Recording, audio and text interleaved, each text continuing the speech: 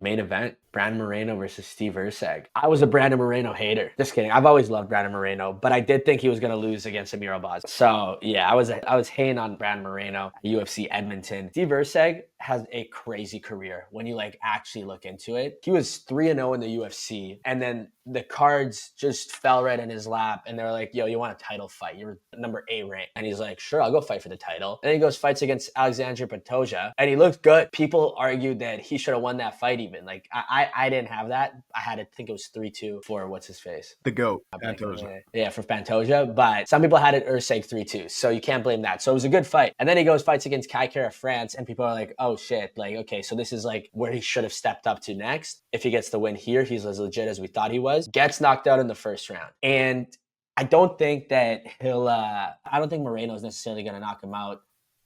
But Moreno is in front of his home crowd fighting against a guy who's on a 2-fight losing streak.